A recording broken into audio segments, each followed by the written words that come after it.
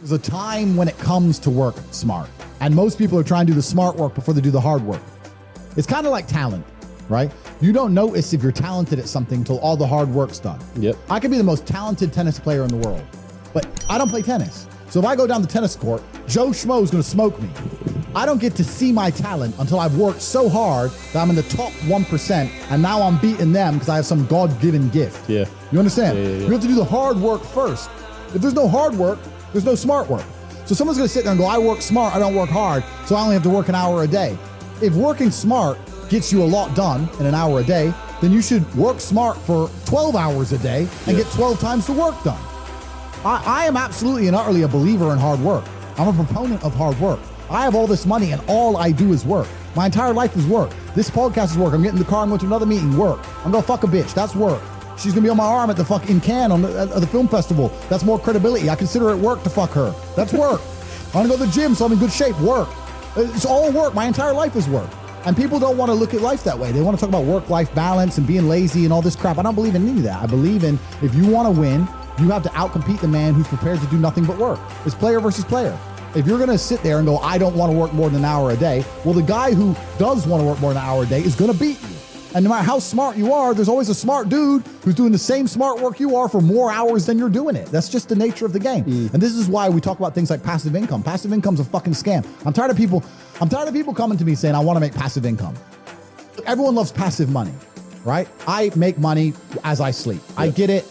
You need to de-link your time to your money, because if you're only working for money, you run out of time, you can't make enough money. I understand all those principles. My point is, if you have no money, and you're coming to me saying, I want to make passive income, why are you not making active income?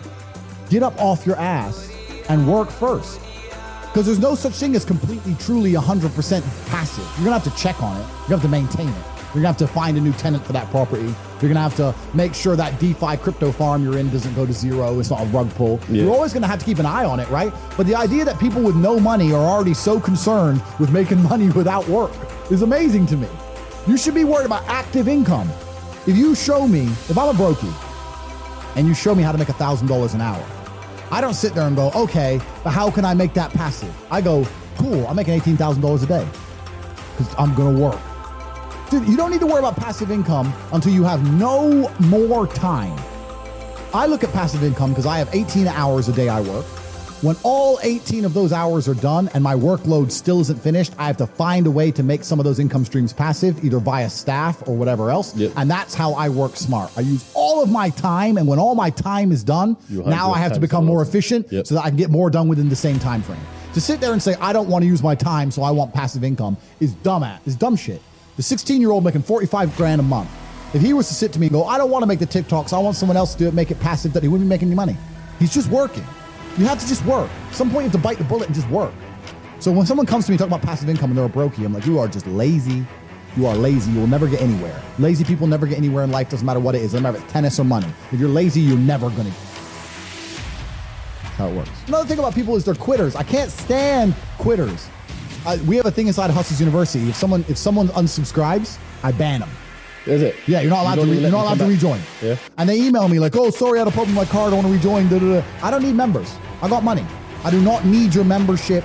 I do not need you. It's not a business where we need you. You need us, right? So if you're the kind of person who's going to quit because it's hard, then fuck off. I don't even want your energy around me, because quitters are the worst people on the planet. You can give a quitter absolutely everything and they will still fail.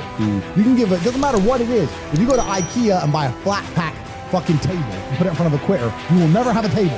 He'll look at it, and it's just long, and he'll quit.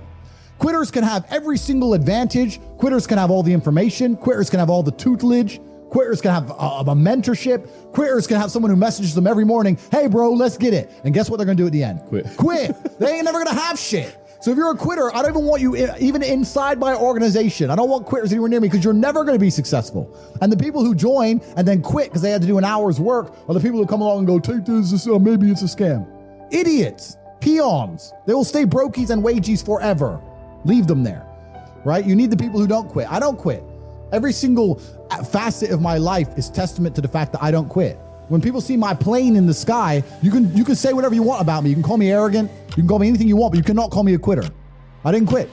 So that's the difference. When it was hard, I did it anyway. That's who I've always been.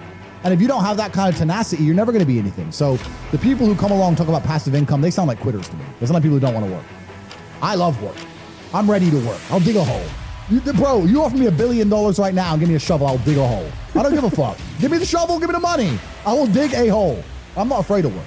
And one of the largest things that hold people back from wealth is the people around them.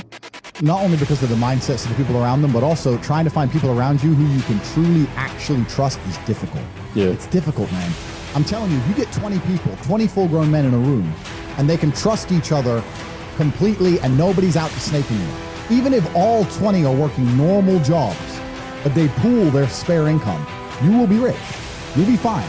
The problem is finding 20 people you can trust, right? 20 people with normal jobs, even with normal jobs, you could pool your spare income. You could buy cryptocurrencies, you could buy houses, you could do whatever you want to do, and you would find a way to escape the matrix. At least, maybe not to the insane levels, but you'd all be comfortable, right? By just pooling incomes.